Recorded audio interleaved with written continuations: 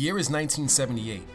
American filmmaker Richard Donner, alongside American actor and activist Christopher Reeve, collaborated on what would go on to become the highest-grossing film of 1978 and became Warner Brothers' most successful film released at the time.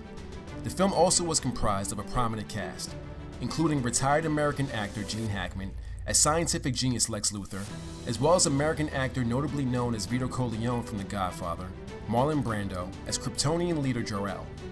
Despite it being 40 years since it theatrically released, Superman is still regarded as one of the best superhero films of all time. The movie helped allow the superhero film genre to become more viable outside the norms of conventional comic strips and low-budget animations. Superman would go on to be nominated for 3 Academy Awards, winning the category for Best Special Effects, and received 1 Golden Globe nomination for Best Original Score.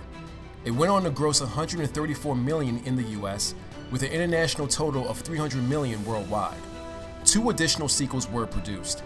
However, original film producer Alexander Salkind decided that after the critical disappointment for Superman 3, he would help revitalize the brand by announcing in 1982 that a Supergirl film would be produced.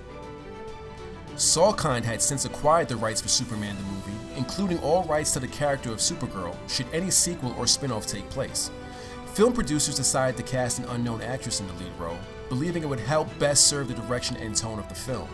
Although actresses Demi Moore and Melanie Griffith were both highly considered, producers would eventually offer the role to American actress, singer and songwriter Helen Slater as Kara, aka Supergirl.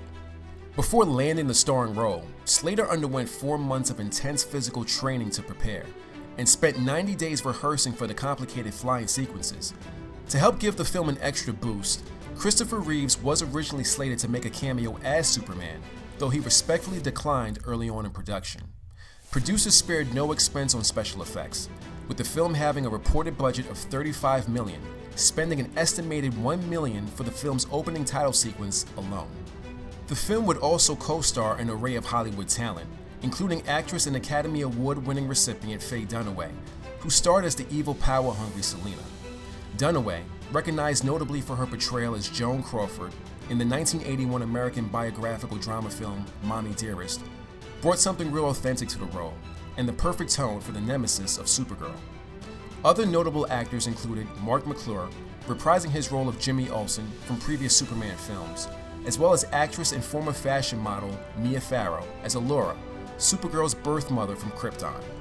Despite a hefty budget with credible special effects and production, Supergirl the movie would absolutely flop at the box office. Though the film debuted at #1 Thanksgiving weekend in 1984, it took in a modest $8.4 million in ticket sales domestically. Ticket sales would continue to plummet in the second week and eventually flatline with $14.7 million in total box office sales worldwide. Critics were harsh with reviews of the film, though generally noting that Slater's portrayal in the title role as exceptionally charming. Slater would then go on to star in other notable films, such as 1985's The Legend of Billie Jean, with Christian Slater as her co-star, and 1991's City Slickers, alongside Billy Crystal and Daniel Stern. Although Supergirl the movie was completely dismissed by critics, Slater would continue to have a presence within the DC universe and the Superman franchise for years to come. In 1985, DC Comics named Slater as one of the honorees for the company's 50th anniversary publication titled 50 Who Made DC Great, for her contributions on the Supergirl film. She would also make 3 separate cameos on the CW series Smallville during the late 2000s as Lara El, the biological mother of Superman and wife of scientist Jor-El.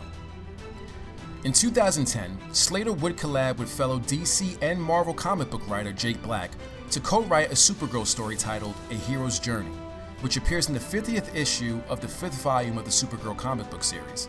The comic series has received positive reviews from fans of the franchise, with 2 parts being released. In 2015, Slater would make an official return to the Supergirl franchise as Eliza Danvers, the foster mother of Kara in the new Supergirl series on the CW network. Supergirl is now portrayed by American actress Melissa Benoist and premiered for 6 seasons. Since Slater starred as Kara in the 1984 movie Supergirl, she was the perfect element to return to add credibility to the new Supergirl series. And though Supergirl the movie was not the best piece of Kryptonian cinema from the franchise's long history, Slater's gracious and humbling performance as the feminist crusader remained memorable enough that fans automatically geeked out from the news of her return. Slater would later respond about her time on set with Benoist as one of the most incredibly kind, dedicated, hard-working actresses she's ever encountered.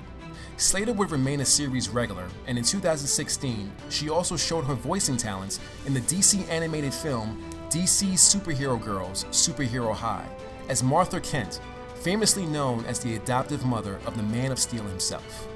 Helen Slater's first acting role was in fact the 1984 Supergirl movie. The movie did very little to make an impression with critics and audiences. However, personally, I find it amazing that despite the film's performance, Slater has legitimately remained synonymous with the character and fans alike of the franchise. Her contributions to the evolution of the franchise has been noticed by fans worldwide, and she continues to thrive in her career. I believe Helen Slater's Supergirl superpower is taking what others may have deemed as a failure and making it her own personal success. And with that, we'd like to thank you all for stopping by. Please be sure to check out some of our other content as well. Please like, share, and subscribe if you enjoyed this video. Please share your thoughts and ideas about the video in the comments section below. This is Enzo with Pack Matinee. We'll see you guys soon. I gave you my heart.